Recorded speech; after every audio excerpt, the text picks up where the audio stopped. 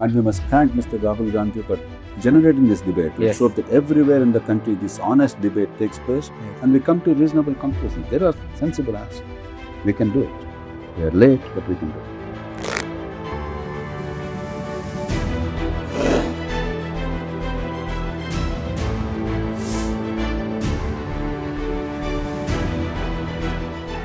आकांक्षा आज हमारे साथ नहीं है। आकांक्षा ने किया, मगर ये 15 सेकंड आप इस चिट्ठी को अच्छी तरह पढ़िए। Every single student will accept what I am going to say here because it is the truth, 100% the truth. उसमें से 80,000 सीट्स है जो गवर्नमेंट है, तो 23 लाख बच्चों को ना चाहते हुए भी हारना पड़ता ही है, तो उनके लिए प्राइवेट से करने के लिए ऑप्शन बचता ही नहीं है, क्योंकि हर मिडिल क्लास फैमिली 1 करोड़ रुपए अफोर्ड नहीं कर सकती है। I think this is a crime. I think this is an insult to every single young person in this country. You're very strong. That's a different matter. But this is stressful, this is unfair, and this is brutal. The Indian education system is a rejection system. It is not a selection system. That is the fact that we are facing.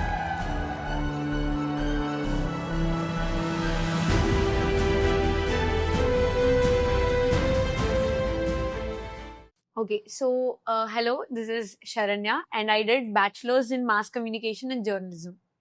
Hi, I'm Shruta and I did BA in Economics, Political Science and Sociology.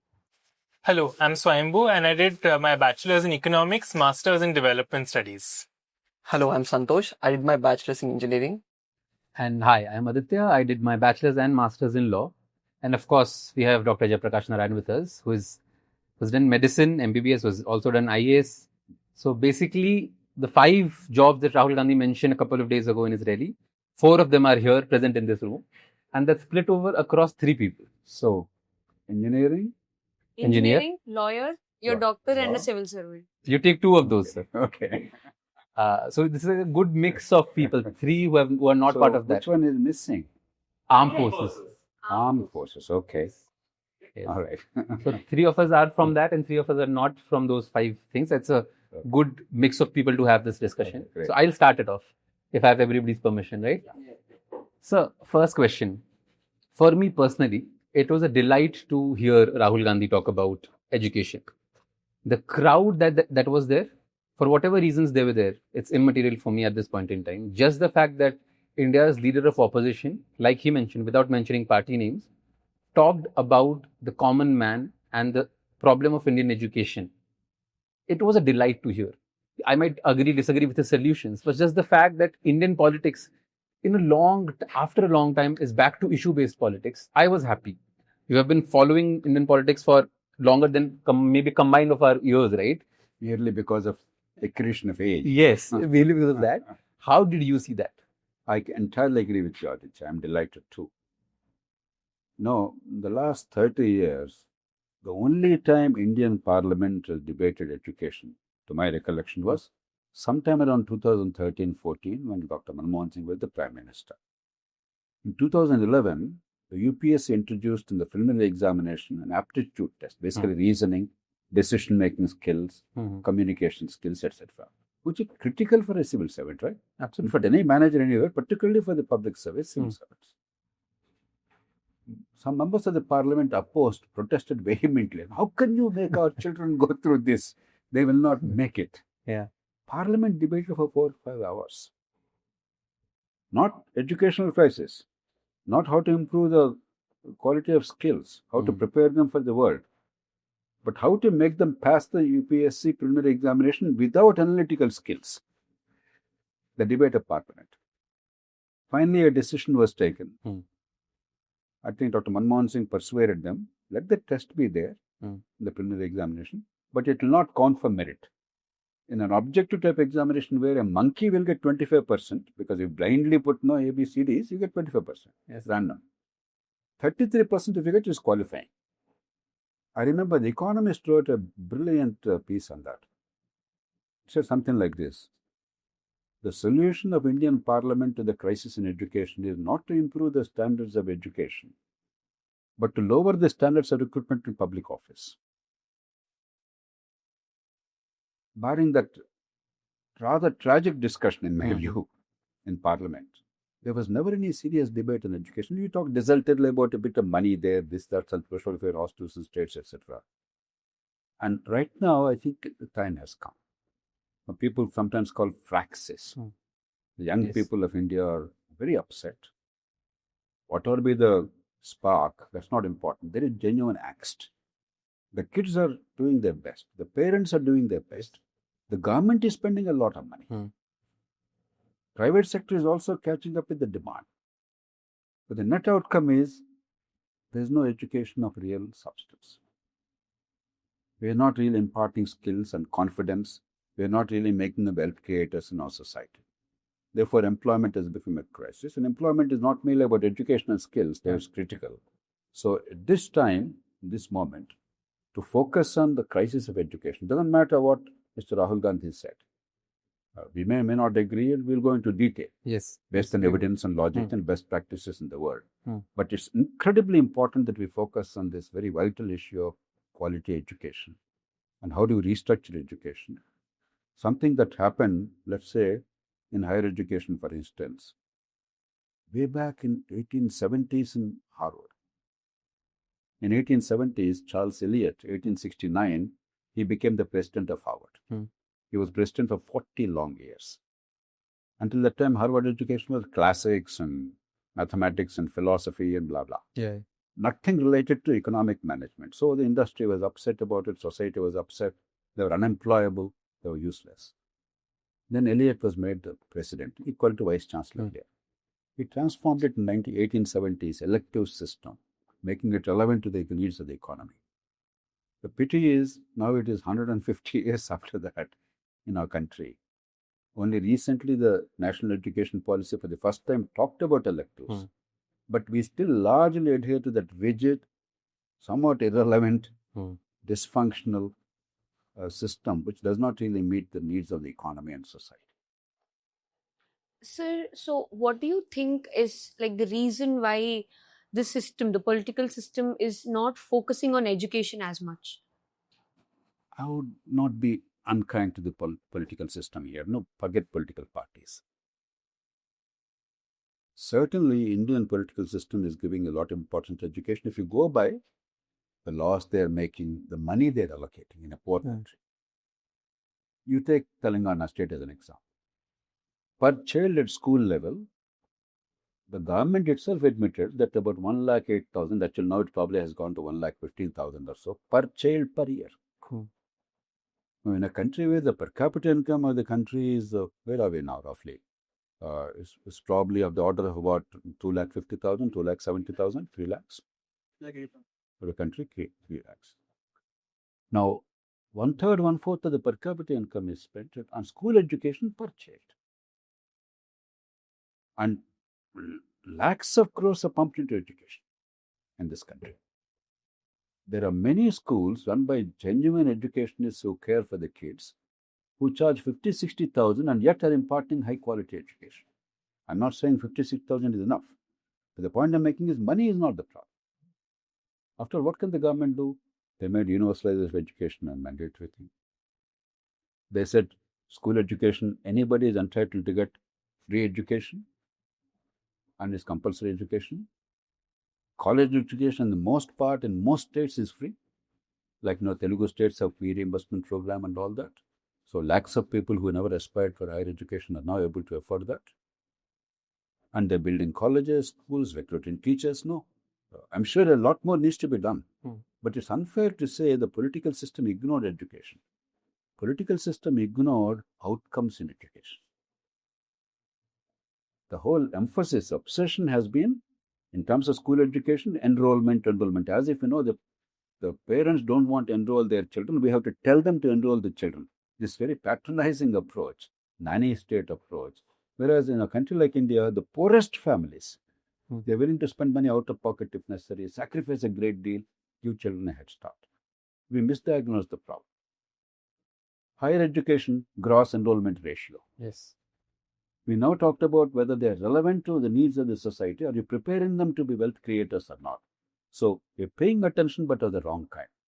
And the bureaucracy is nothing more to play.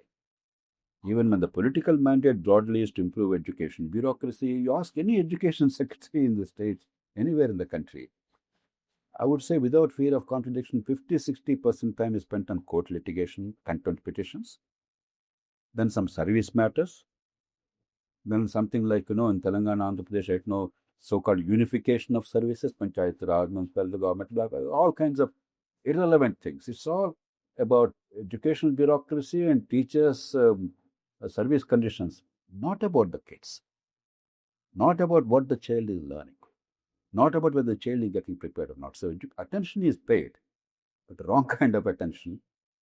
And as a result, we have now in schools near 100% enrollment,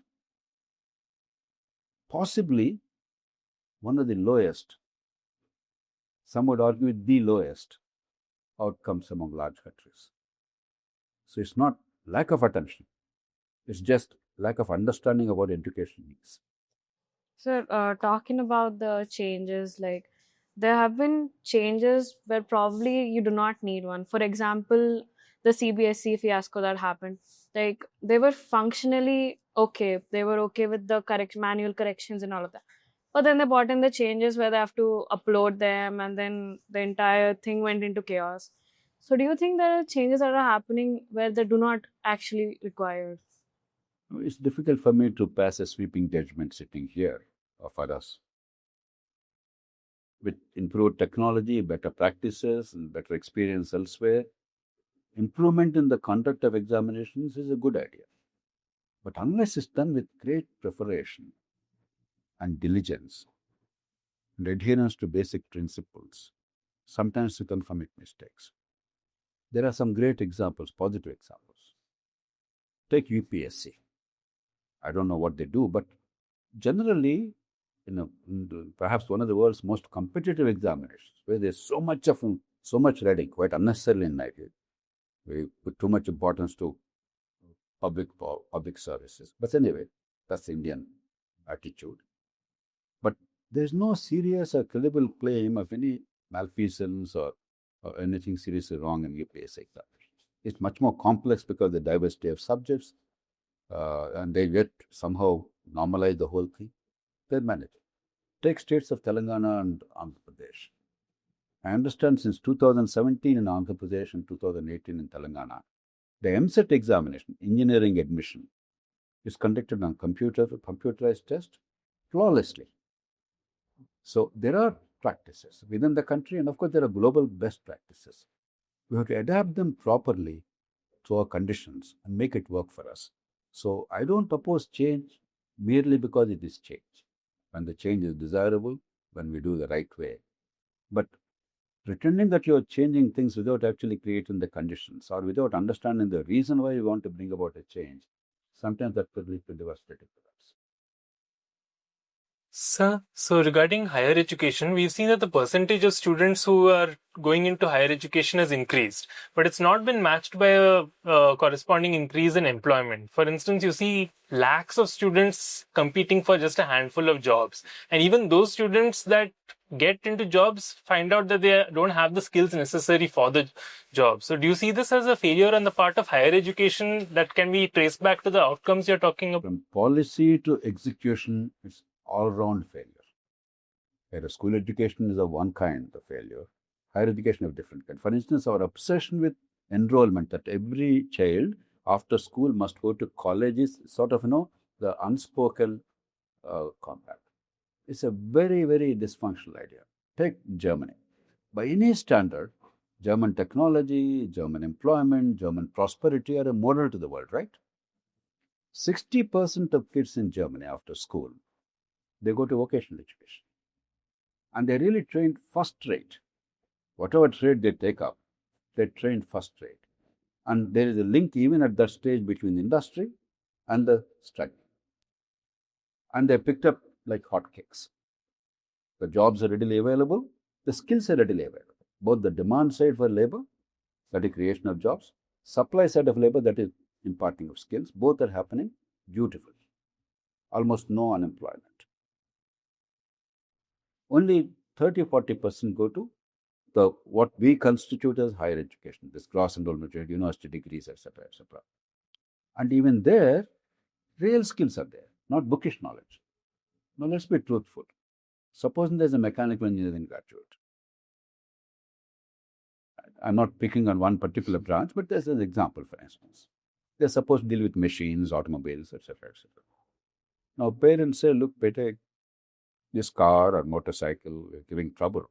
You're a mechanical engineer, will you just take a look at it? What is the most likely thing to happen in India? He will take it to the nearest illiterate mechanic. He's illiterate functionally, but he actually learned what to do with the car or a motorcycle and then get it repaired. Now, who is more productive? The on paper illiterate mechanic or the fancy fellow with the fancy degrees? It's not the child's problem. It's not the student's problem. We created a soulless education, a meaningless education. In the name of education, we are simply manufacturing degrees, a piece of paper which is worthless for most people. Umpteen number of times, for instance, about engineering, many surveys revealed only about 15 to 20% of engineers have passable knowledge of engineering. They are capable of being employed. 80% have pieces of paper. The poor bloke thinks that, look, I have this degree, I'm entitled to a job. But the employer wants productivity. If I hire you, if I pay a wage, I have to have enhanced production, enhanced salability for my survival. Otherwise, merely because of a piece of paper, it's not a charitable institution where to do salary and then sit back. Not possible. No economy can survive with that. Or this obsession with government jobs. In no country on earth is there such an incredible obsession with government jobs. Mr. Rahul Gandhi talked about civil services being one of the preferred options. First of all, the assumption that they're exceptional job. They are the salt of the earth and it is the greatest thing. No serious society regards government jobs with such exaggerated respect. That means you're insulting the society. We are people who are funded by our tax money to fulfill our collective functions. Instead of focusing on the collective functions that are to perform for our good, we're focusing on the power the fellow exercises, the privilege the fellow exercises, the rank and the status the fellow exercises. Everything is about that fellow and his status, not we, the society, the taxpayers, the services that we are entitled to receive. As a result, lakhs and lakhs of bright young people, they have these starry-eyed notions and these dreams of becoming next IAS officer, a Babu, district magistrate, yeah, whoa. And many of them probably that's not the best thing for them, because only when you have an aptitude for solving public problems, larger problems of the collective, and you have skills for that, you'd be useful there. Some others may have skills of creativity somewhere. Some others have entrepreneurial talent. Some others have literary talent, artistic talent. Disregarding all that, because of societal pressure and this very exaggerated expectation, they all attempt. And what do governments do? Whether civil services or other government jobs, give an illusion that everybody has a government job waiting for them. And in order to sustain that illusion, this all right, the qualifying age is 30 years. 30 years, not 35. Already make it 40. So all these kids under that age, they all believe their job is waiting. A lot of coaching industry mushrooming, lakhs and lakhs, year after year after year, losing their time. No, best case, 1 in 2,000, 1 in 10,000, 1 in 12,000 is correct. However good you are, however hard you work, what happens to balance 9,990? It's an absurd notion. Wealth is created here in the community. The desk that's in front of us, the watch that I have in front of me, or the pen I have in the pocket, or glasses that I have, the clothes I wear, the chair in which I sit, none of them is produced by government. Jobs are created where wealth is created.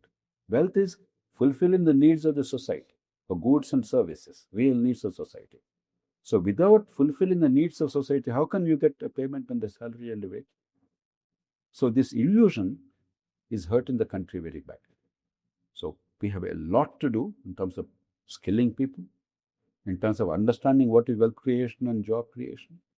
On the one hand, the demand side of labor, that is creation of employment by entrepreneurship, industrialization. On the other side, the ability to provide the skills to meet the requirements of the society and industry. Both are missing singularly in the country. Sir, you mentioned that it's not that state government not prioritizing education. Indeed, they're prioritizing, and we see many states spending significant amount on the school education, right? So even you mentioned that political system is ignoring the learning outcomes. Why do you think the government is ignoring the learning outcomes? It's not one government. What happened to the civil society? What happened to all the people who are agitating about school enrollment and education so far? Take the Right to Education Act of 2009, I think it was. Now, I don't think it's the chief ministers or prime minister that drafted it. Much of it is drafted by the well-meaning civil society activists, educational experts, quote unquote. So it's unfair to blame. Certainly, the final decision that is the parliament and the political executive. I'm not denying it, but they are not masters of everything. They simply go by broad consensus that emerge in society. I think there's an intellectual lack, on our part. Let's not blame somebody else. First, point the finger towards ourselves. We have failed. So you take the Right to Education Act. It's entirely focused on enrollment. If I remember, one of the provisions says, if a child did not go to school in time, let's say 5 or 6 years of age, so that the child is now 12 years old, is illiterate. What does the law say?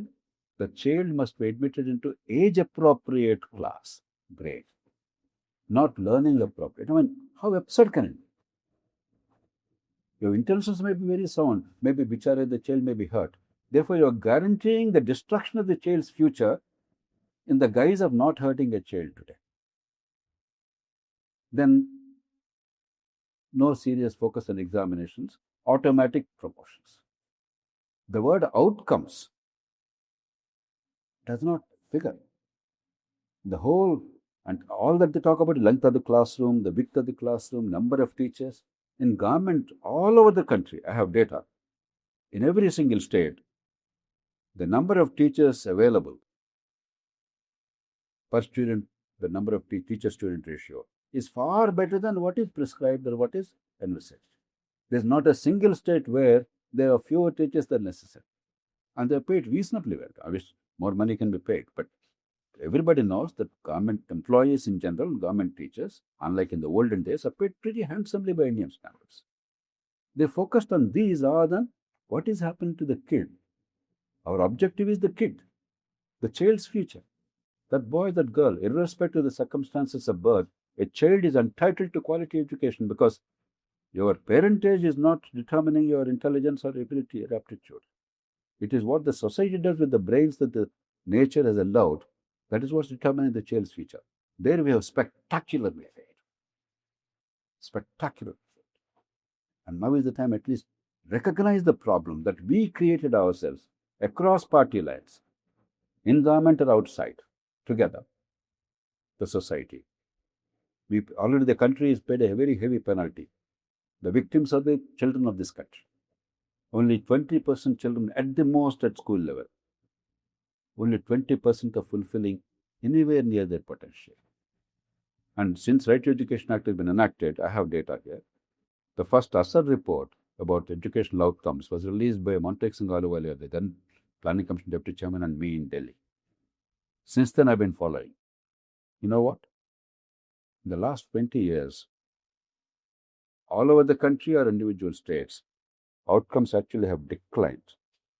Started here, it came down. Started here, came down. It's not even stagnant. It should improve. The law, the money, the attention, no. Consistently. It's not one state, it's not one area. It's a disaster. It's an absolute unmitigated disaster. There is no greater sin than denying children quality education just because of the circumstances of their birth, because they are born in a poor family with semi-literate parents or in rural family.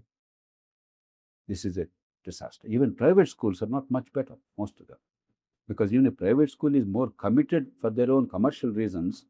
The framework of education and outcomes are determined by the state, not by the school management. So we committed horrendous mistakes, inadvertently maybe. If we don't wake up now, it will be a disaster for the country. Already there has been a tremendous price paid, and we cannot continue this. So like parents want best education for their children, right?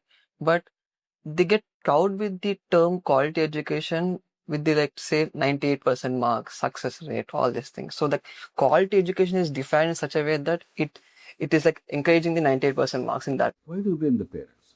The parents are saying my child must get good education. The system told them the marks that the child obtained, the rank that obtained is a measure of good education. The parents are struggling for that. The kid is struggling for that. How do you blame them? It is the fellow who designed the yardstick, the measurement, foolishly, in a faulty manner, is the one who is guilty. You should actually be happy and grateful that the parents and children want to excel.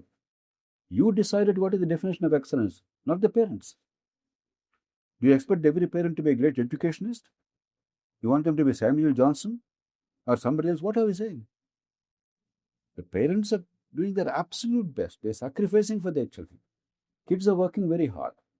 It is for you as a system to decide what is education and then measure it honestly, intelligently.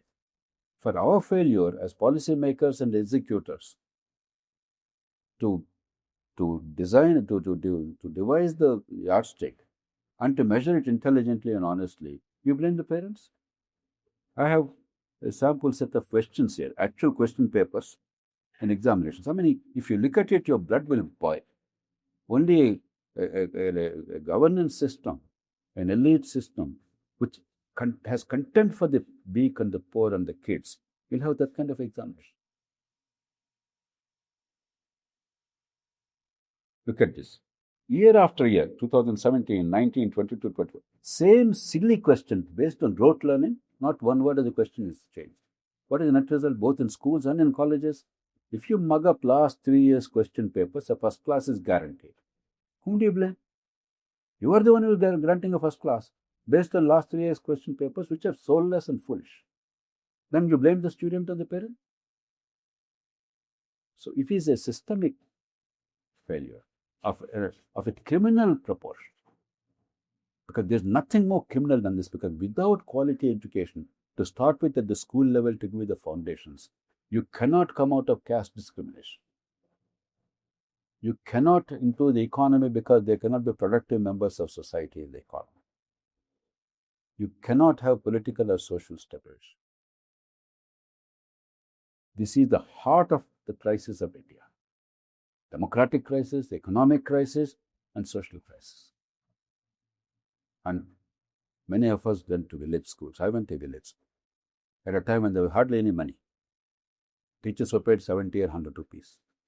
There were no fancy buildings. My school had half the classrooms, there was some building. Rest of them in thatched huts. More infrastructure is welcome, but that made no difference. We had excellent education related to those tracks. None of us felt we were shortchanged because the system cared. They designed sensible testing, there was proper monitoring, community cared, and community was involved actively, they had voice. And everything worked for the benefit of the child. Today we have all these fancy buildings and this and everything, but except education. So, just extension to Santosh's question, you were talking about how few people decide what success is. I want to know what you mean when you said that the system is not focused on outcomes. What are outcomes, basically? Great question. Take school education, for instance. We don't have to think, See, you don't have to be original on everything. Most things we discuss, we learn, we practice. Already somebody has done this. That's the beauty of humanity. Learning is what? That what you have learned in your lifetime, I'm embracing.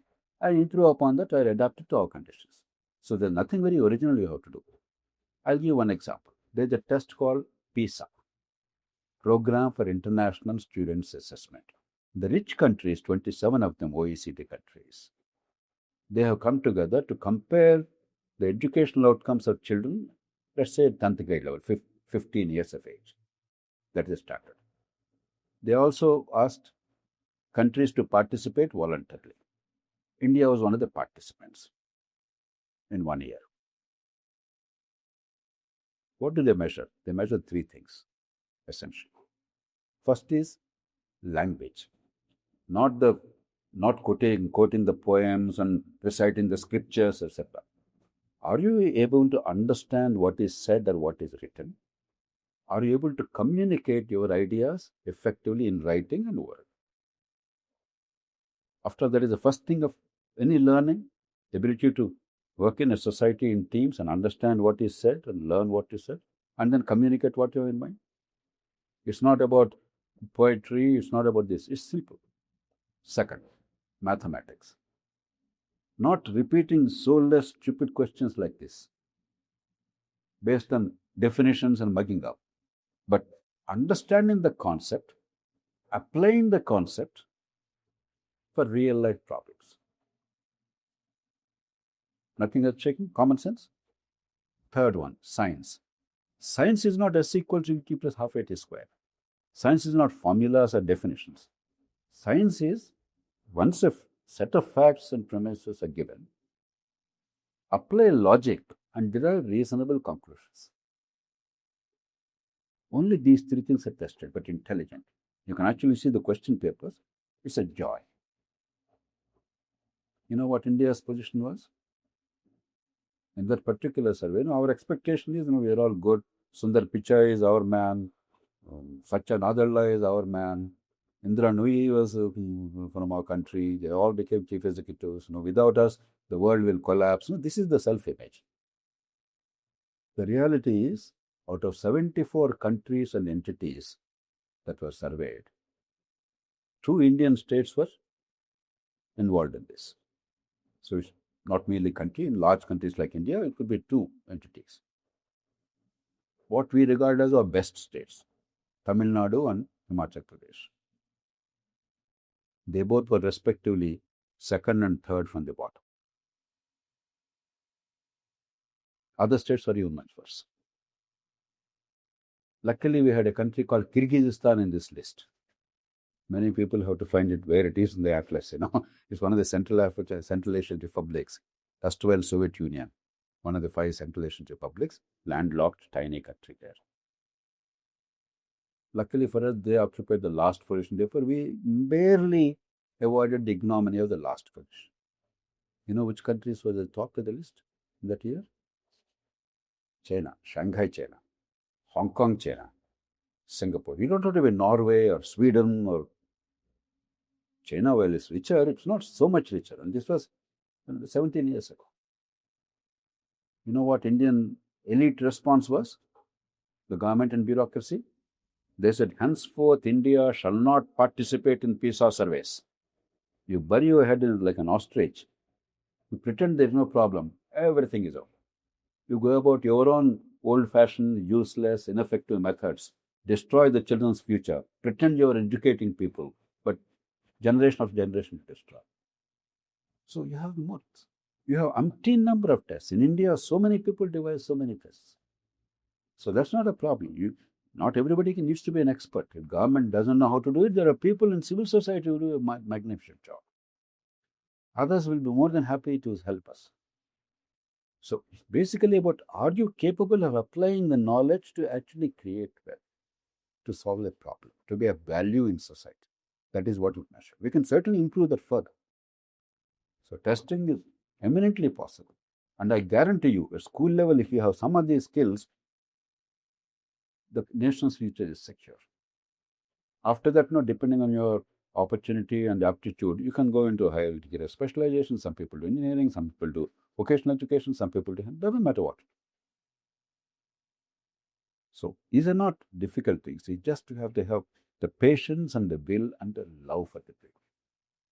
That is not merely my children who should get good education, but our children as a country. Every child, last child must get good education. I think that is lacking. Somehow, we want our children to prosper. That's perfectly right. And it's a good thing that we have so much love for the family. If other children, millions of them in less fortunate circumstances, are getting no education worth mentioning, it does not seem to touch us adequate. That's not the right thing, because all of us will suffer. So we've spoken about the problems of most the exaltedness put on white collar, quote unquote, white collar jobs or government jobs. But let's say we adopt a vocational training system like Germany, expand the industrial training institutes, and make that a viable option for people. Do you think that would solve the issue of employment? That's part of the solution. That takes care of the supply side of the skilled labor. Educational skills are about supply of skilled labor to produce wealth. But to produce wealth, you require other part. Creation of jobs and enterprises which actually create wealth. Wealth creator cannot do anything unless there is wealth creating opportunity available. So that means cleaning up our act there in two ways. One is, of course, government infrastructure, corruption-free environment, inviting investments and encouragement, etc. Some efforts are being made. There is another side. I give you an example. I think examples will illustrate better. China is 4 times as wealthy as India. Per capita income wise, same population, their GDP is 4-5 times more, 5 times actually. They are now close to $20 trillion, we're about $4 trillion, give or take a little bit. So they're way up in the value chain. China also has a deficit in labor because their population, the demography is contained much earlier for a variety of reasons. I don't want to go into details. That's not important for us now. So there's actually a shortage of labor. So when there's a shortage of labor, what do you try to? You see that the labor force available goes to the high value things. So they're higher up in the value chain. Despite that, China exports the relatively low skilled products, garments and textiles. We both produce roughly the same amount of cotton. China and India are almost regularly every year either number 1 or number 2 in cotton production.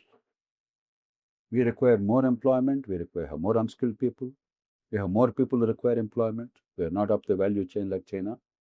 China exports $300 billion of garments and textiles. China employs 15 million people directly, 90 million people in the value chain of garments and textiles, 105 million people. India exports $37 billion. Where are our priorities? Where does employment come from? Even the richest countries, you have high-end employment where a lot of value addition is there. You have middle-level employment where value addition is a little less, but it's still there. Low-end employment where it's a relatively low skill, but a decent wage and a regular honest income, and moving from poverty to middle-class status with secure monthly wage. Now, without this third tier, without a pattern of development that promotes it, you cannot find employment. If every year about 13 million youngsters are coming seeking jobs, there is no way on earth without this integrated approach to economic management, you can create jobs. If everybody wants to be an IAS officer, how many IAS officers can you take in a year? 80 people? 80 lakh people may want, 8 lakh people may want. That doesn't matter. If everybody wants to be a high-tech engineer, how many high-tech engineers does any system need? Everybody wants scientists, assuming that they are capable of being scientists. We are not in producing people capable of being scientists, we are only producing degrees. But how many people does society need? Now, I remember a case where, in a place called Bhadrachalam in Telangana state, there's a private company called Paper Boats Manufacturing. Some locally graduate engineers, we discussed it already, namesake engineers without any usable skills. They went there, local people. So they went to the local management of that company and said, look, we are local people, graduated engineers who want employment. Their personnel manager said, look, you have no skills. There's nothing you can do here. If you do at least ITI and properly learn skills, then we can employ them. Actually, some of these kids who are engineers did ITI and got employment.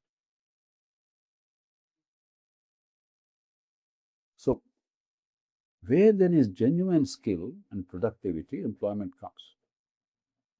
And without providing the skills here and providing the enterprise here, garment sector, small towns, leather goods sector, if everything is about big cities and high-end, there's no way society can absorb. And then entrepreneurial zeal must be protected and nurtured.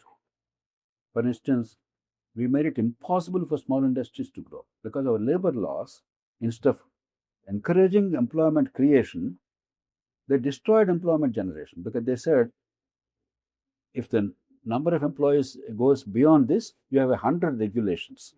Somebody will be breathing down your neck, and of course there's corruption. Therefore, it's cheaper for me not to go beyond that. Whereas world over, once you do well, you scale up. When you scale up, value addition, research and development, market penetration, better employment, all this stuff. Our government sector is a fantastic example. So stupid labor laws until recently. Only now we are trying to begin the process of changing it. And of course, bad infrastructure, though it's improving now. So both sides are required. The supply of labor, the supply side, skilled labor, but the demand for skilled labor through entrepreneurship, industrialization, and investment in economic activity. So, in the last 40 minutes, we've talked about the problem, and I want to bring this discussion back to, say, a child studying in the 9th standard today, right? I don't belong to either that group, neither I am a parent, right? I could be a parent to a child who will be entering the system in the future. It's all abysmal. The problem, you called it a problem of criminal proportions, right? Civil society, you said if the government cannot do it, maybe the civil society can, but the same civil society brought in the Right to Education Act. Absolutely. My question is, who do we go to? We, in the sense, the younger generation, who's, like I said, who's preparing for these exams. Who do we go to, but if not spill on the streets and cry and shout and rasta roko and all of that? The anger that you're talking about, because while I listen to you and the conversation, my blood is boiling. And I'm sure everybody who's listening to this, their blood will boil. And they would want to pick up, not armed, let's not just be that sort of pessimistic, but they'll want to go on the streets, right? What can we tell them? How can we make sure that they don't do that? At the end of the day, let's come in the reverse direction. Yes. Who has to decide? At the end of the day, it's the political executive and the parliament. They alone are elected by us. And quality of school education in particular is a function of the state. After all, we chose the state, we pay them the taxes, and we elect them, and we pay the salaries of the employees of government in order to fulfill our collective needs. Apart from some obvious things like public order, rule of law, and the common infrastructure like roads, water supply, sewerage, etc. Some of that we pay actually, specially, but somebody has to provide. Quality school education without any out-of-pocket expenditure, and at least quality primary health care without a burden on the families, are the critical requirements of the state. We are paying. Now, what is the state for us? Which is the part of the state which is accountable to us? The elected component of the state. Yes. The legislators whom we elect, who constitute the legislature, and then who in turn form the parliament. Right? Therefore, ultimate decision making is theirs. Only thing I'm saying is, they are not gods. We all also must have the clarity, and we must apply the right kind of pressure. And what's happening right now is the right thing. The angst of the people is expressed in some form or other. Obviously, we want it non-violent, peaceful, constructive, and creative. And largely, I think it's what it is. Yes. And it must have political transmission. If merely the streets protests, but there's no political transmission, then you're only creating chaos in society. And right now, what Mr. Rahul Gandhi tried to do is the right thing. Now, I don't know if it adds the problem, right? Because he's talking too much about, Government of India's budget versus what you spend from out of pocket for MSET training or NEET coaching or IIT Z coaching or UPSC coaching. Numbers are, I don't want to go into numbers. First of all, Government of India is not the primary agency to deliver education. Substantially, it is the states. You take school education, almost all schools, 95% schools are state schools. Almost all the teachers employed, 95%, 97% are the teachers at the state level. Universities, except the central universities, so-called central universities, all the university system, there are probably about 1,000 or 1,200 universities now, I think, in the country. Increase the number substantially, if I'm not mistaken. Maybe 800 or 500, I don't remember the number. They're all run by the states. And states' budgets runs into several lakhs of crores, 4.3% GDP. Government expenditure. That comes to about 4.3 at the current level is about 17 lakh crores. Even more should be welcome. But the point is, the money being spent, is it being actually utilized? It is giving us rewards. So merely talking about spending more money without looking at what we're getting for the money is irresponsible. We're a poor country. Every rupee is precious. Right now, the problem is not how to put more money into education. It's about how to get more out of the money we are spending. Then we'll put more money. Otherwise, it's good money after bad money. It's a waste of resources. So the diagnosis of the problem may not be right, but that there is a crisis is now understood. Now we must generate an honest debate beyond parties. We must come up with solutions. School education, what to do? What is the low-hanging fruit? Higher education, what to do? Employment generation, what to do? How will you complete the transfer? How do you prepare the system? That's what politics is about. Not only decision making there, but persuading the people here. If you follow the people like sheep, the leaders are not supposed to become sheep. Leaders, while they follow what the people are saying and try and respond to that, leaders also have an obligation to lead. Yes. Explain to people what is the way out. Yes. Otherwise, you're not a leader. So that political transmission is what is required. That will be translated into legislative action. That will translate into executive outcome. So it's good that, as we started this discussion today, some effort is made by a major national party, India's grand old party, the Party of Freedom Struggle. Good, we welcome it. But we have to have much greater depth, and it must be beyond polemical politics. It's not about blaming you. Tutu may be very good at it. I mean, today we come to a stage when somebody says sun has risen in the east. Other party will say, no, sun actually rises in the west. So that doesn't really help. It's a noise being added without any productive outcome. So I have a question. Like, since you've mentioned that the angst and everything that has been happening, people coming on streets and protesting, and then there has to be a political transmission to it, right? But why is it that we don't look at the preventive side? Like, we always say prevention is better than cure. So why is that there are only consequences? Like, why are there only changes after the damage has been done? Like, there are people who've committed just because the system failed them. And I think it's very important that we, like... No, first of all, I don't want to talk too much about India. We're trying to emotionalize everything. You don't require to understand the gravity of the problem. But the problem with and everything is, if there is no do you think everything is all right? And merely because there is you think everything is wrong? So I know in India, we are very emotional, volatile, sentimental people. But in public policy, you must be thoughtful and very logical. So take business of the farmers. You and I have enormous compassion for farmers. It must not be the basis on which you examine it. There is an agrarian crisis in the country. There is an educational crisis in the country. There is an employment crisis in the country. It doesn't have to be linked to suicides, because that's a very dangerous approach. Neither party side. Why are we not responding adequately? I think A is a process of learning. We still have, our tradition is oral tradition. Even Vedas, they call Anushruta. You hear, you recite. It's not about the content. It's about the diction, it's about the pronunciation, it's about the chastity of the language. That is our culture, that's our tradition. I think we carried that in a substantial measure to our education. We never realized it's about understanding, application of knowledge, and becoming productive as a member of society. What was happening in, say, in Harvard, say in 1860s, we are 150 years behind. It should not be that late, but at least it's never too late. Let's start now. The second, a much harsher thing, I'm an optimist. I'm, like all of us, are very proud of our society and culture. Even as I recognize the problems, I believe there's something great about our country. There are some things which are not so great. One of them is a hierarchical nature. Our notion that some things are superior, some things are inferior. Some are in our judgment menial occupations. There's no sense of dignity of labor. We have not changed. Despite our talk about caste system being eradicated, some efforts legally and all that, our mindset that some jobs are worthy just because they are cushy, white-collar jobs where your commanding influence over others in bossing over people are very worthy. That's why the IAS and others put on a pedestal and lakhs and lakhs. Some jobs, however incredibly important they are for our lives, they're unworthy. You have not gotten rid of this quote-unquote psychology of caste. I always tell people,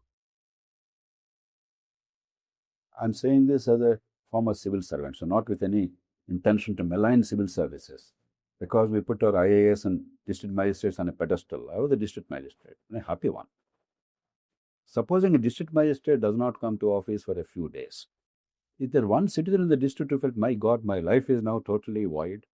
It has no meaning. I'm so depressed. It is meaningless because district magistrate is not for me. We don't care.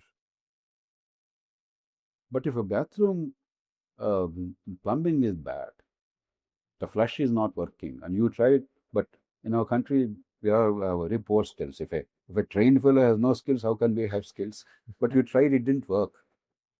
The plumber doesn't come for 2 days. Can you survive? Who is actually more important? A plumber on whose work your happiness, your life, your quality depends, or a district magistrate who is distant, whose face you never see and whose work doesn't matter to you on a day-to-day basis. So we have to have this very earthy sense of what matters. It's about us. We are the heroes in this story. Not the district magistrate, not the MLA, not the minister, not a secretary to government, not some other fellow who thinks he's in a position of power. I think somewhere this democratic spirit, in a fundamental sense, beyond elections and politics, that we matter. This is about our collective service. This is about improving our quality of life with the money that we pay as taxes, with the vote that we give, through which we transfer the power of ourselves in part to those who are elected. That is singularly missing. We reduced our political process to who is winning, who is losing. It's a power game. And we are all pawns in the power game. Like, 2020 cricket match, we are excited. You're forgetting that we are the principals, not the fellows contestant. It's our money, it's our lives. So somewhere, it's a much deeper issue. We have to address that. A country which does not bother about its own children's education, you cannot claim it's a full-fledged democracy yet. It's a work in progress. Sir, you were just talking about how the work culture is in India and the psychology of caste that's still there in all our minds. Let's say everybody does get quality education. Hypothetical situation for now, maybe, but everybody does get quality of education, and the psychology of caste maybe is a bit less than what we have now. Do you think in that kind of a situation, a good quality education equals employment? No, it's necessary but not sufficient. Already we discussed it. That ensures that the supply of skilled labor to meet the requirements of a growing economy is there. But you also must make sure that the requirements of a growing economy are fully met in a manner that employment is generated. Supposing you have highly capital-intensive industry, you invest 10,000 crores, but only 2,000 fellows are employed. It may be necessary for the country, but you're not creating employment. So the pattern of employment generation, the pattern of urbanization, for instance, of big cities. What is happening? Take Hyderabad city or Chennai or Bengaluru or Delhi or Mumbai. What is happening? Millions of people who are leading precarious lives without a monthly secure wage, an organized sector, they are forced to migrate to big cities alone. You can't afford to take the families without any housing. Long commutes. One day they have no work, they have to starve. One day they fall sick and there's a crisis. And we're thinking it's normal. Unless you allow them to find employment locally, by small towns as hubs of economic growth. And earlier we discussed, for instance, garment industry, what China is doing, what India is doing. These employment-intensive industries. With the low end of the spectrum, but organized, giving them dignity and the middle class status, so that if you work some years, your family is out of the woods. Unless that becomes a central piece of our strategy, employment generation on the scale required for the country is not possible, because what we require in India has never been accomplished in human history by any country. Creating 13 million jobs in the organized sector per annum never happened in history. Not even China accomplished that on that scale. So, I come back to the Rahul Gandhi presentation. I just want to show something that he had shown on the stage. This is India's education system is an extortion machine. This was basically followed up by another statement where he said that public education in India is dead at this point in time and private education is expensive. We have talked about money is not the problem and all of that, right? But does this not, if public education is there, does this not automatically mean that if you don't give quality education, the most deprived section are the marginalized ones? You are absolutely right. You are absolutely right. Therefore, the issue is not the private sector is trying to meet a demand when it exists, it's filling a vacuum. In India, it's our favorite hobby horse to blame private sector. Private hospital, a knee replacement is there. Public system used to function very well. When I was a medical student, I don't want to be autobiographical, but it is true. The best doctors were my teachers. If you want good quality healthcare, absolutely, teaching hospital is the best place. If the teaching hospital at that level also failed, then CMC, Vellore were almost the last word. That was the pattern. Now what happened?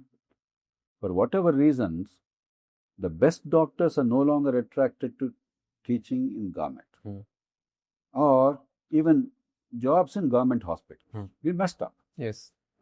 We can go into detail. There's another story, so that becomes a healthcare treatise. Yes. Now, what is happening? The private sector is now trying to meet the demand. They understand the demand. Of fact, they're not criminals. Who are private sector? It's you and I. Yes. It's our children, our families. They realize there's a demand. They are providing quality services, they compete. Now, 30 years ago, until Mr. Vajpayee got a knee surgery done in India, a complete knee replacement, we never had knee replacement in India. He was the first patient. Now, in Hyderabad, you have 200 knee surgeries, knee replacements a day at the lowest cost possible with world-class standards. When in Telugu land, I remember still when I was a medical student, Mr. Akkineni Nageswara, that great star, he was one of the first in Telugu land to get a coronary bypass. And he told the stories, my heart stopped, it was actually death and it's a rebirth. It was dramatic for a youngster bypass. It was unthinkable that in India would be able to do it. Today, every city of India, we do hundreds a day at the lowest cost in the world with the best quality outcomes in the world. Who is getting it? Private sector. Now, there are two ways of addressing. Private sector are all bad fellows. Now, how will you meet the costs? Building a hospital is building a near 5-star facility. Yes. Physically. An equal amount in terms of equipment, because an MRI, depending on the Tesla level, costs from 5 crores to 15 crores. A PET scan machine costs 15 to 25 crores. A stereotactic radiotherapy or something else, it costs you 30, 40 crores. I mean, one machine. It's like an industry. It's costly. Then personnel, very highly skilled people who are trusted with your life. So there is a cost. Healthcare is costly. Correct. Now, have you found a mechanism to lower the costs and provide quality healthcare without out-of-pocket expenditure? Government has to. Now, you don't deliver properly. You blame private sector because that's a favorite hobby horse. Yes, there are of course malpractices, and government fails. Private sector sometimes becomes exploited. Correct. There is false bill. During COVID time, there are hospitals charge 1 lakh rupees per day without any benefit to the patient. Taking into account the ignorance and the fear of the people. There is asymmetry of information. But who is there to correct it? Why did we elect a government? To precisely address these regulatory challenges. To protect the citizen and the consumer. So instead of understanding that our government, with our tax money, is failing us, we easily say this fellow is the cause because he is collecting the fee. That doesn't help us. That doesn't help us. So the standard old-fashioned thinking, that's what the communists and the leftists, in those days, that was the axiomatic. When I joined government, like almost everybody of my generation, we thought public sector is wonderful, it's noble, private sector is terrible, exploitative, etc. Until I became a special officer of Vizag Steel Plant. At that time, India's largest public investment, 8,000 crores, at that time was a phenomenal sum of money. Then I discovered public sector in India is the private sector of those in office. So forget private or public. Our goal is quality service, educational healthcare, without out-of-pocket expenditure, without denying the opportunity to the poor. If somebody is rich, has insurance or something, there's no problem. Let them take care. Why do you bother about it? We only ensure that the regulatory standards are there, leasing is not here. But for the bulk of the people, if they get care of quality without a burden, and nobody is denied because of poverty, I'm happy. Who delivers is irrelevant to me. We are confused about public or private, schooling or hospital. It doesn't matter who is giving it. As Deng Xiaoping said, it does not matter whether the cat is black or white, as long as it catches mice. So what is the purpose? We want every child in India to get quality education, irrespective of circumstances of birth and personal financial ability. If that objective is fulfilled, this man or that man, I don't care. That's exactly what the government is for, with our tax money and regulatory power. So the failure of government, instead of focusing on that, be pouncing on the private sector. That's unhelpful. Yes, there are cases in private sector, there is exploitation. In government, when they're taking our salaries with our tax money, they're taking bribes and making our lives miserable. Why don't you think private sector will sometimes do that? It will happen. Asymmetry of information, asymmetry of power. So the answer lies where? In attacking private sector and destroying it, or making the government do a better job. All over the world, what happened? You go to America, the most capitalist of all countries, 90% kids go to government schools. You go to Germany, 95% kids go to government schools, get good education. Go to Britain, 95% go to neighborhood schools, they get good education. That's where your focus should be. Not that people are finding alternatives in somebody's expert.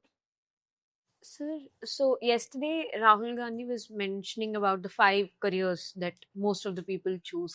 And then once or twice you also mentioned that your mom wanted you to be a doctor. That's true. At the age of 11 or 12, she said, Bete, I want one of my children to be a doctor. You can be anything you want. And she basically got a white coat and stethoscope, So from your generation to, let's say, our generation, and then the next generation also, people, or let's say the parents, think that these are the jobs that are good, nice, and then stereotypical. It's a stereotype basically, but yeah. So to what extent? And then Rahul Gandhi also said that this is a failure in the education system. So what do you have to say on that? Like, is it actually education system failure? Not everything is about education. It's about definitely education, the skills part, and also imagination parts, making your minds flower. Society, insecure society with deep love for children, and therefore our parents are unreasonably afraid of the children's future. My mother or your mother, they're not our enemy, they're our greatest friends. I mean, the amount of sacrifice they make for our lives, sometimes giving up their own personal desires and needs. That's what our families are, right? Hindu, Muslim, upper caste, lower caste, urban, rural, rich, poor. Our parents live and die for our children. Don't make it a liability. And therefore, as part of that, because there's so much of love and concern for you, their imagination is limited. Therefore, they want you to be a doctor, engineer, nowadays, doctor, engineers. So but you must make them understand. But most of all, economic opportunities. Things are already getting better. I mean, the kind of occupations youngsters are now considering, and the kind of things, education and the skills that parents are promoting now, unthinkable, unimaginable when we were children. Is it enough? No, not yet. But definitely we are in the right. I mean, many of these things, some people are saying, I'm good at gaming, therefore, no, I'm doing that. Somebody is saying graphics, no. Some people are saying sports, professional sports. Some people are saying films, film direction. In those days, we thought somebody wanted to go to films, his life is ruined. Because every great film star all over the world knows they don't encourage their children to go into acting, you realize? Because even if success means super success, only 1 in 2,000 succeed. So that fear is inevitable. But now slowly, as the fear gives way to hope and opportunity, it is changing.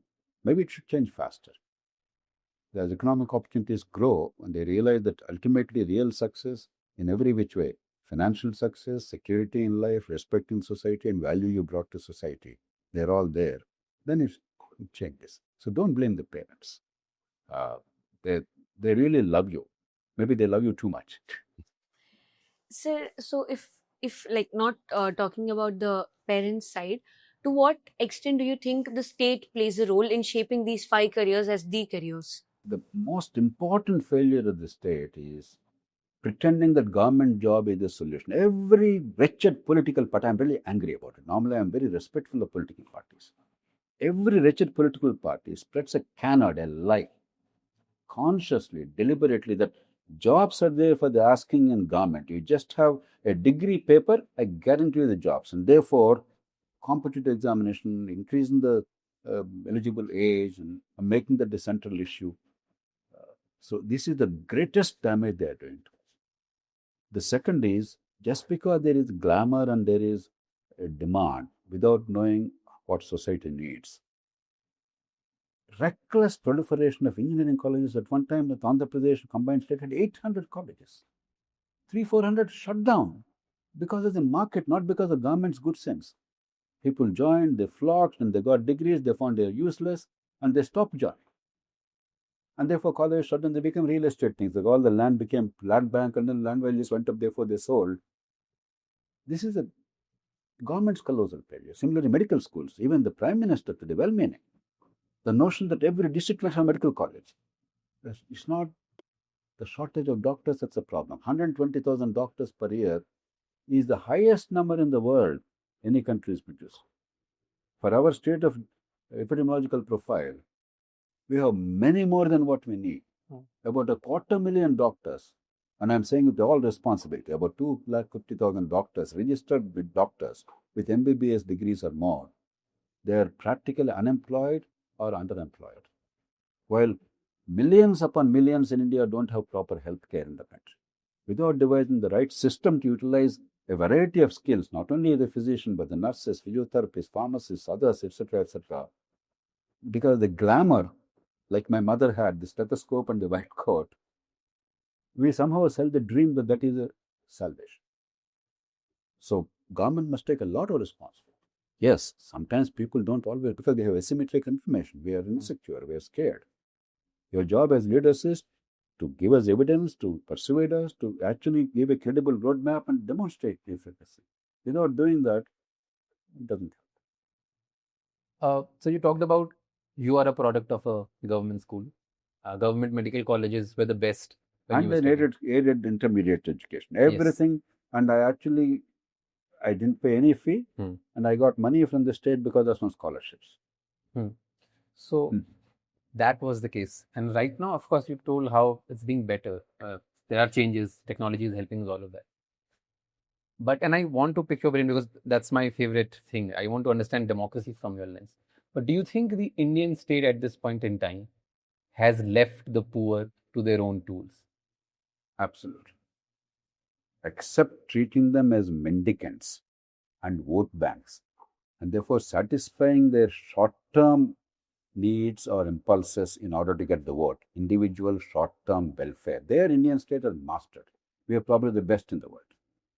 Except that enhancing capacity, making them productive members of society, enhancing their dignity, empowering them, and making democracy come to their doorsteps, establishing a link between the taxes they pay and services they receive. In every one of these areas, Indian state has colossally failed. I don't mean to be harsh unduly, but any objective assessment tells us that. They did some things very well. Food security came, definitely. Green revolution. Peninsula states were integrated. An extraordinarily diverse society, we were able to bring that together. True federalism has come into its own in the country. We are having regular periodic elections and peaceful transfer of power. Elections, notwithstanding some political rhetoric, the process of election is very fair. The process of politics is disgusting, ugly, vulgar, corrupt, and money power is playing a role. But the conduct of election is very fair. So, in some respects, we succeeded remarkably. But in enhancing human capacity, delivering the services for which the state is created at a fundamental level, we have failed spectacularly. Yes. Sir, so China has this exam called Cacao exam, and in that, if a student is going to write the exam, the people they say that they pause the construction works and they slow down on traffic and the whole all. Nation is around that. Yes, the whole like I was 2020 cricket. Yes, exactly. But then when I look in India, there was a case where a student was delayed writing her exam because the VIP was traveling and the traffic got stopped. So if I was that student, I would probably lose my belief in the system that, oh, At least if it was in the China part, I would probably be like, okay, I know it would be fair and I would reach there on time. But here, there's this delays and there's systemic In a failures. large country, millions upon millions of people, these things happen. Therefore, isolated incident should not be the base on which the whole system is examined. So let's leave that particular unfortunate episode separately. And humans are not going to pause. The notion that, my God, if I don't take the examination, then my life is finished, I don't think we should promote that kind of a notion. It doesn't matter. In the long term, trust me, whether you take a particular course or not, you get rank or not, you pass or not, it doesn't matter. We give too much importance, so ignore that. But the bigger picture, yes, in many ways, China and India are similar cultures. We have 5,000 years of history and civilization, a respect for learning as a culture, a judged respect for learning and scholarship throughout history, strong families, and all these things drive people towards this university education. That's why I know even in the United States and elsewhere, who are the people most successful in universities? Asians. Mostly go to any big university there. Number one Chinese, number two Indians. Sometimes number one Indians. In some universities, New York University, one particular course, I asked them, a recent graduate, how many are Asians? 80% sometimes. Because of the strength of the families and the ambition that we inculcate from childhood, etc. So that is one part. But the other part, that is where we should learn from China. Up to 8th grade, compulsory, free, exceptionally high quality education. I have seen it myself. You talk to any Chinese person, ordinary taxi driver, the shopkeeper, some other service provider, not the well-educated school, college-educated people. You ask any question, the answers are accurate, precise, quantitative. You can actually see a Chinese education is a class apart even by global standards, school level. After 8th grade, some fee is there. In those days, I remember when I visited, about 1,000 yuan. It's not very small, but not very big. But definitely there's a cost attached up to 12th grade. After 12th grade is this, the people who go to universities. And what is remarkable is not only have they guaranteed very high quality school education so that the foundation is strong. Yes, there is pressure. Japan also imposed a lot of pressure. There was a case where, because the strict punctuality and all that, a kid was trying to, he was late by a few seconds. Electronic gate was there. The child was crushed at the gate. The whole country went into apoplexy. So people commit mistake, but there was a real concern about the quality of education. And China is a great example. Now, when I visited China 20 years ago, along with a group of eminent citizens, you know what the Chinese academics told me? They praised Indian higher education because they're always mindful of IIT, IIM, and our brands are very famous world over. So they said India has fantastic higher education, China's higher education is bad. Obviously, we would not like to badmouth our country on a foreign soil. We would be critical of ourselves, self-critical in order to improve. So I maintained silence. Fast forward. These 20 days, they did a remarkable job. China is almost on par with or next only to the United States in the quality of higher education. Universally, it's believed US has the best higher education in the world. Research, technology, quality of education, critical thinking, etc. In 20 years, they transformed it. So, yes, the process is, like all Oriental societies with enormous ambition for the children, stressful, and the whole nation is, you can make it a little more relaxed.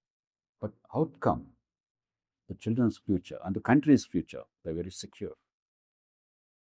How do you really able to Exactly the things we're discussing. You don't have to do anything very original. What Germany is doing, what China is doing, what South Korea is doing. South Korea, 90% of the youngsters, they have vocational training and they have skills. Germany, 75% of youngsters, they come out with exceptional skills. United States, 50%, very good skills. India, our engineering seats are more than our ITI seats or polytechnic seats. And such seats as they are, they're as bad as engineering education. Namesake, except a few institutions. We can't treat ourselves with such contempt and then expect miracles. We have to take ourselves seriously, our children's future seriously.